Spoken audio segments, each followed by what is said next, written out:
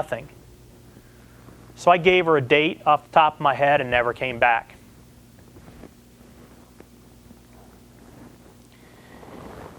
Within a year, I went to the NTSB hearing. That was actually more aggravating than it did good for me.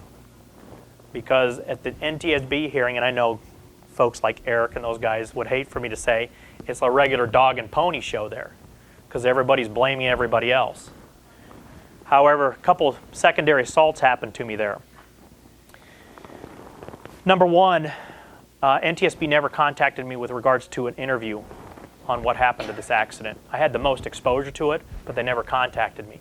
It wasn't until the NTSB hearing that I actually met up with Greg and advised him that I had actually seen the speed brake in the position. And so immediately the interrogation started happening. So I had to kind of go through that whole thing with them. Second, as I was sitting in the hearing, a gentleman came up to me and he said, Jeff Arnold's brother would like to talk to you about his brother before he passed away. Or Jeff Stewart, I'm sorry. So I thought about it for a minute. I said, sure. What they neglected to tell me was that when Jeff's brother walked in the courtroom at the hearing, they neglected to tell me that he was a twin brother. So naturally, I was looking at somebody that looked like Jeff Stewart. So, kind of went into a seclusion a little bit, and here's some pictures from the accident. What I'm going to tell you also here, there was a couple things that happened that, and I was kind of explaining to Connie here a little bit about what happened. There were some passengers. You've got what you call a rogue passenger, and you may get several of these on any flight. And what I mean by a rogue passenger is typically it's a person who, and in this particular case I'll kind of describe them to you. Before the accident, they didn't have a lot of attention. When the accident occurred and they started receiving all of the media attention and so forth, yes, they suffered in the accident. However, they liked the attention so much, they sought it out. One of the pictures I'm going to show you here,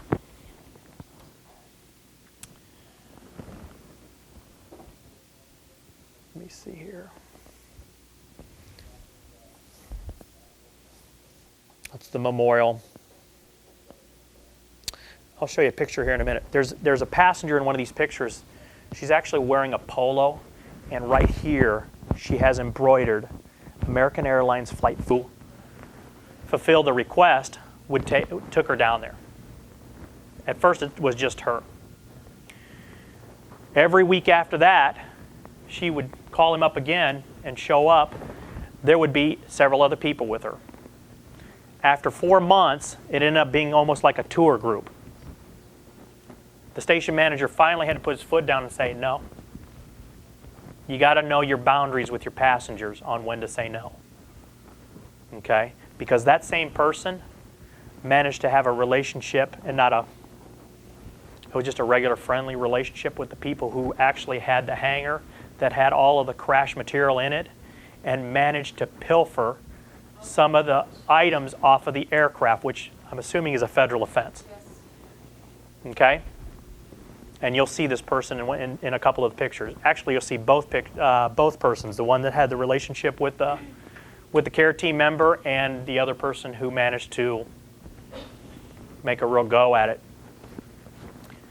This is the memorial in Little Rock in front of the IMAX Theater. During the accident, the Family Center, which was the IMAX Theater, became infiltrated with media. They paid families to actually get in to the Family Center. So not only were the families inside the IMAX, so was the media. So it was no longer a secured site.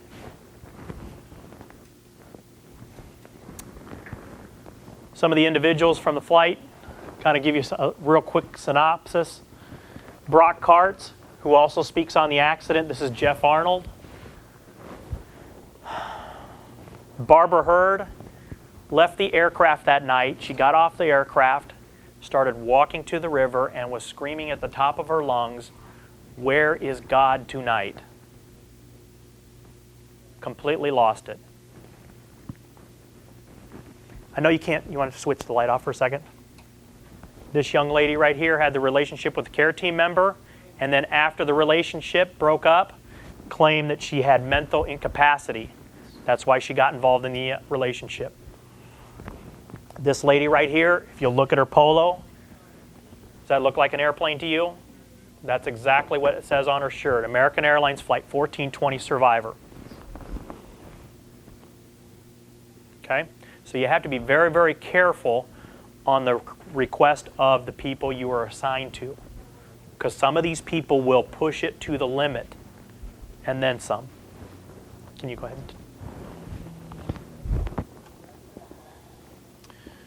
Here again is the memorial. This was done several years after the accident.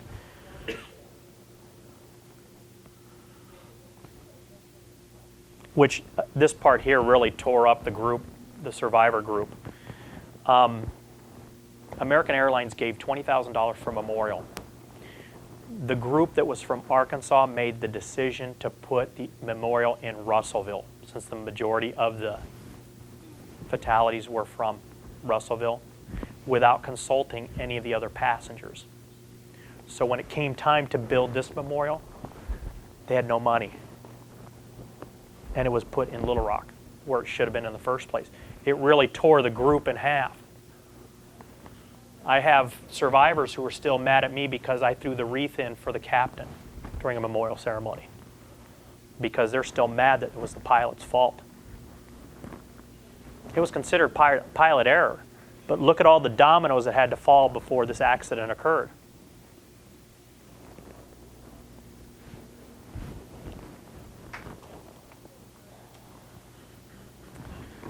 Lady right here, Christy Sheridan. Remember the lady that broke her neck from the baggage compartment? 6 foot tall lady. She couldn't pick up her kids for over a year. In fact, one of the stories that I can tell you about Christy was that in the accident, when she was on the ground, the gentleman that sat next to me had been in the Vietnam War, and he had been in a helicopter crash, so this wasn't his first go-around. And as he went down the center aisle on his hands and knees, he's about 5'5". When he got to Christy, he couldn't see Christy, but he could hear her whispering. And she kept whispering, "My babies, my babies." Well, at first he thought that she had children on board, but what she was actually saying was she was worried about her children at home.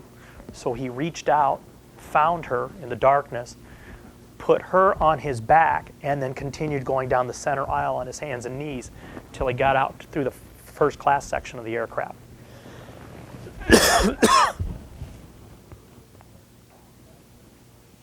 By the way, as far as, and you probably recognize these folks here, Sue Warner Bean,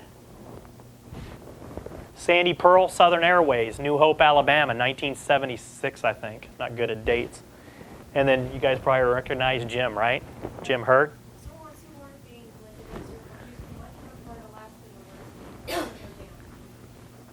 And she now works for the NTSB as a trainer. So here you can kind of see some of the role playing that we've done at some of the other airlines where people dress up and we actually role play some of the incidents. I mean, it's comical. Yep, JetBlue. We role play here. So we really, and it's unbelievable when you role play, you hear things come out of your mouth that we've talked about in the last 2 days you didn't realize you said.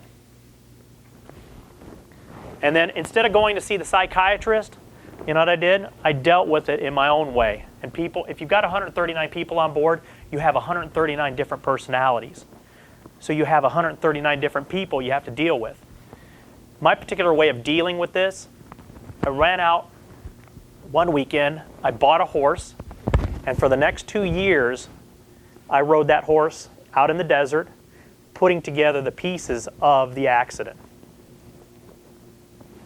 When I get on that horse now at home, the look on his face looks like he needs to go through psychiatric treatment.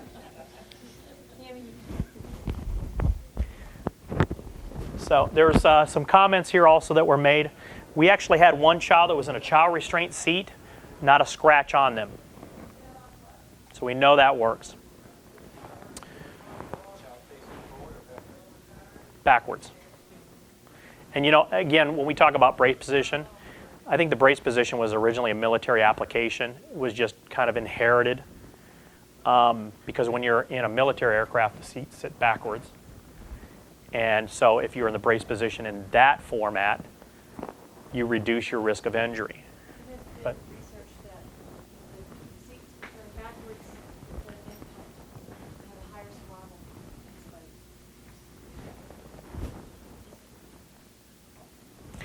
you guys, if you want to read a little bit too about these situations, Sandy has a book out. It's on Oprah's list. Am I Live? It's a good reading material. This actually gives you an idea of what an in-flight person had to go through prior to the companies getting involved with their well-being. And when I speak about well-being, and I think you mentioned FEI, let me tell you folks, you need to go see somebody after deploying. You have to go see somebody deploying. If you read Exit Row by Tammy Kling about the Cali-Columbia accident, she originally was doing some back operation works in her deployment. Immediately she got assigned to a family. So not only did she get assigned to a family that lost a loved one, she couldn't speak Spanish. She had to have an interpreter. And it actually details what she had to go through. And you know what? She didn't seek any help after the deployment.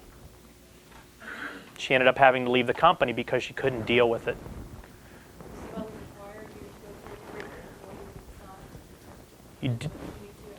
Yep, you definitely need to go see somebody, okay? It should be a prerequisite before you deploy. This right here, not necessarily directed to you guys, but that'd be something you might want to read up on. This thesis right here gives all of the American accidents and how they dealt with it through the media. And then A Different Journey is a video that hopefully you'll get at some point in time. It's an excellent video to take a look at that gives you a lot of perspective from families in accidents. So, any questions for me? Yes, sir. Absolutely not. Is there any path lighting? And I'll tell you what happened. The way the structure got destroyed, number one, cut that power off. Number two, back then on the MD-80, the path lighting was on the floor. That's what would necessitated them to actually move that aisle lighting up, elevated off the ground. But back then, it was a strip. So that's kind of, accidents always give us, new ways to kind of deal with situations. Granted, even at that height, I can tell you from the accident scene, even at that height, the amount of debris that's in the center aisle could still block that aisle lighting path. No. In fact, secondary assaults again, folks. I was sitting in my hospital room that morning. The guy that I was consulting for called me up on the phone. He says, "Hey, I'm really sorry that you were in the accident. By the way, when are you going to be back to work?" That's people for you. Nope. No, they let me go on that. I was calling them like every 20 minutes before I left Dallas-Fort Worth. Yeah, we'll be here, don't worry. She was actually one of the ones that was stuck in the back tail section. She was wearing glasses. Again, it was her first time flying. Didn't get on a plane again for another 4 years. Sent an email to me 4 years after the accident, said, "Hey, guess what? I'm going up to Detroit to visit some family members." Bad part about it, and this is strange, that when she got up there, her daughter had been involved in a murder. So, obviously, she actually took a train home after the accident. So, yes, sir.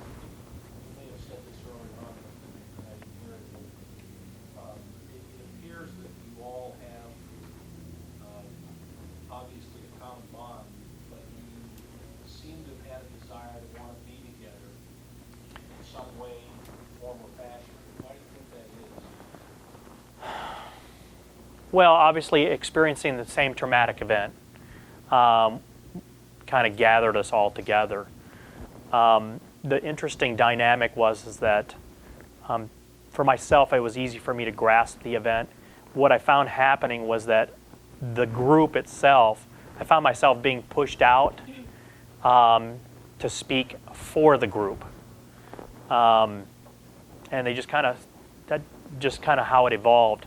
The NTSB also did kind of, they provided a website where only survivors could go to for information and so forth.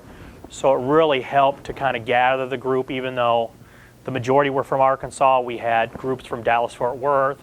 We had, we were from Phoenix, those kind of things. So everybody kind of gathered around. However, typical fashion, when we start getting into financial issues and so forth like that, it will tear that group up if they don't all agree as a group. Imagine trying to get that memorial up within 1 year. Your point. You will usually see a family group from an airline aviation accident that forms on its own. And we had the Chicago meeting about Lexington. The Chicago meeting, I think it was in February, so it was like 0 outside. When Delta talked about it, we talked about it. Lexington had not formed a family group yet. I credited that possibly because it was land and the care response was so good. I don't know if they formed those now. I mean, speaking of the care group, are there things that my care team could have done